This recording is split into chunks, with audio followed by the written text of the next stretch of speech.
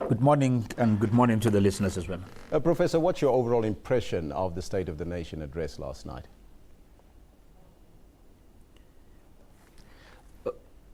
Yeah, I wish I could hear you better. Let me try again, Professor. What's your overall impression of the State of the Nation address? Oh, well, thanks.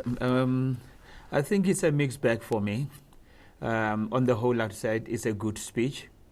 But if you talk in terms of content and substance, then you say, what was new in that?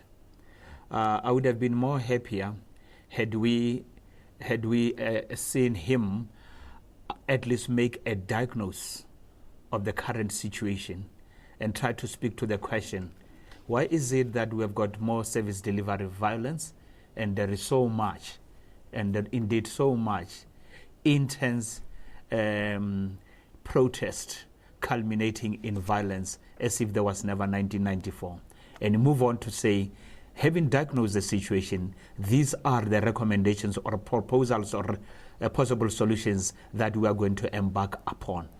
Now, but all in all, as he said, there was a story to tell, and indeed a good story if you take into account the past 20 years. Now, we will come back to the protest, but as such, how is the speech any different, or was it any different from the previous years? Look, not different. If you make a scientific study of at least the previous speeches presented, you can even predict that the following year there would be 80 to 90% of the same. Perhaps the manner, the mode of delivery, the disposition, the attitude could be different. But in essence, for me, having looked at this, I can even predict the next script. Incidentally, I can even at least predict the next script to be presented after a new government shall have been set in office. But that is not a problem. The problem is there are persistent and consistent challenges that seem to undermine all the positive things that are being said. That's where I think we should zero in and begin to interrogate those and seek solutions to them. We can't keep talking about 100 million or a billion jobs, while in essence the material conditions suggest the contrary. We can't keep saying it's a good story when we don't. Some people might say, if you just excise the 20 years out of existential experience, you might think there's never been 1994, hence a perpetuation of the violence, the protests that characterize the pre-1994 situation. So we really need to be honest enough to say there are serious challenges that need to be interrogated and solutions be sought. We can use glossy terms, but unfortunately, on the ground, people seem to say we have had a lot of that and there's time for change, and change now. Now, we saw the spate of violent protests recently in the country, and you indicated earlier on the president did not really touch on these adequately in his speech. You want to elaborate on that, Professor? Oh, yes, indeed. You see, for me, I want a diagnosis, an honest diagnosis of the situation, and an honest attempt at finding solutions to contend with the challenges we face.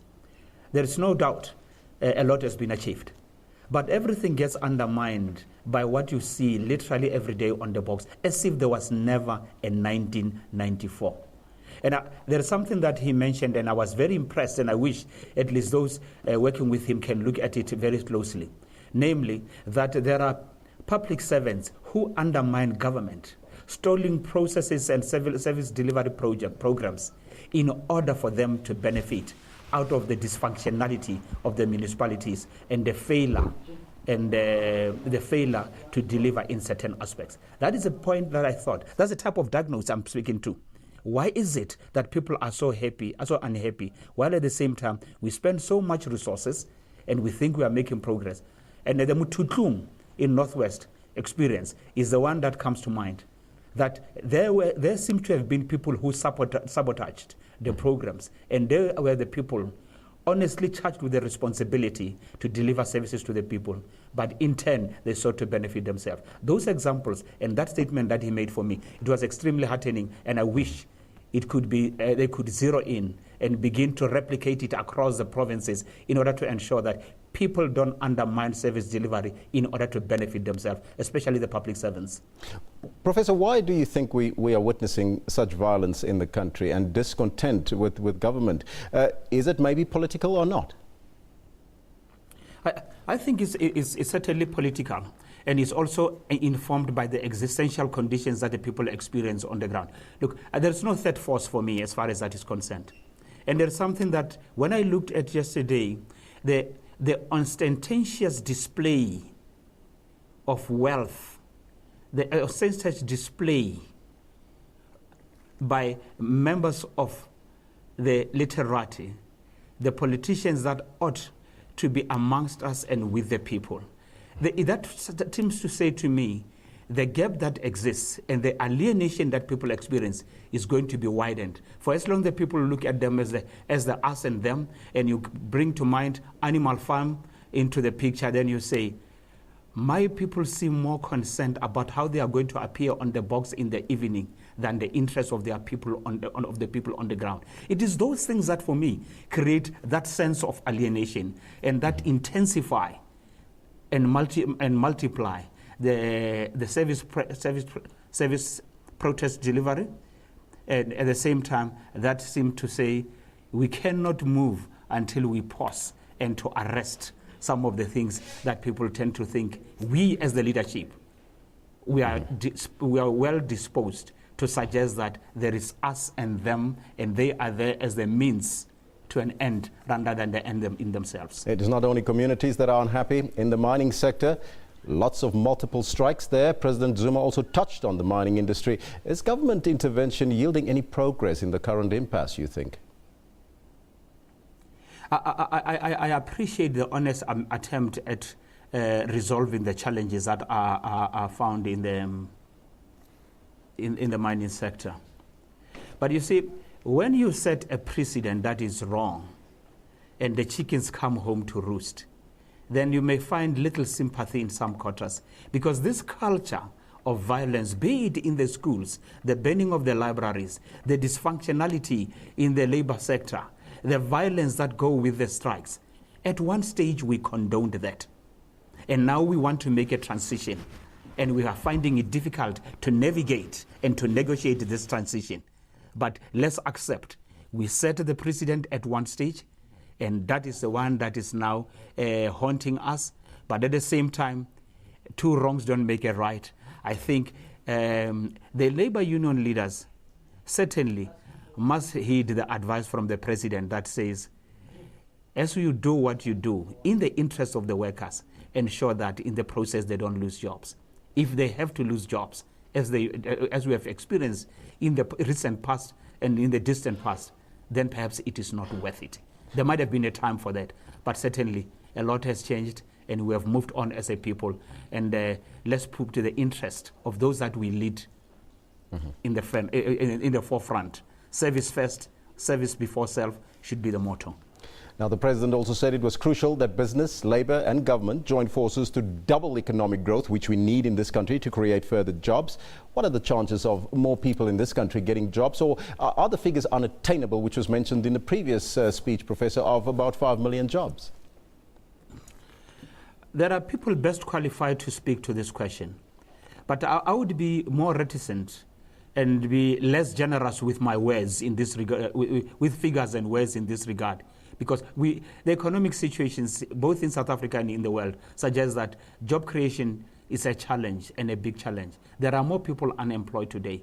And unfortunately, that most vulnerable group, the youth, that is unemployed. And there is also very little hope that they would be employed. But when you make such generous promises, right, you might create problems for your own self, because the expectation would be that, indeed, people would be employed. And if they don't get employed, then they want to know where exactly are the jobs that you promised them, because otherwise you wouldn't have promised them had it not been feasible for such jobs to be realized. Professor, as always, thank you so much for your time. Thank you very much. That was political analyst Professor Lesiba Teffo joining us in our Pretoria studios to talk about last night's State of the Nation address, or as other people would call it, SONA. Valentine's Day conjures up thoughts of love, red roses and champagne. Yet, for the people of Port Elizabeth and the parents of the late Riva Steenkamp, February the 14th is a day they will never forget for all the wrong reasons. Today marks the first anniversary of the death of Riva, who was shot and killed by Paralympian Oscar Pistorius in his Pretoria home last year. This morning, Pistorius broke his long public silence to describe her death as a devastating accident. In a statement on his website, he maintains that he believed her to be an intruder. Pistorius' trial starts on the 3rd of next month. SABC reporter Janine Lee went to Riva's hometown and talked to those who still hold onto fond memories of her. Gone, but not forgotten. A year might have passed, but the people of Port Elizabeth still remember. I think a beautiful woman is never, ever, ever forgotten. She will always be remembered, and a very sad day for her parents, a tragic loss for them. A lovely young lady, beautiful, taken away far, far too early. Unfortunately remembered under bad circumstances. Riva was a Port Elizabeth girl. We'll always remember her and we'll always love her. She was our girl. I feel that she'll probably be remembered forever. And I think what has happened is totally unacceptable. PA people care for PA people, and we'll always remember. She'll always be in our hearts.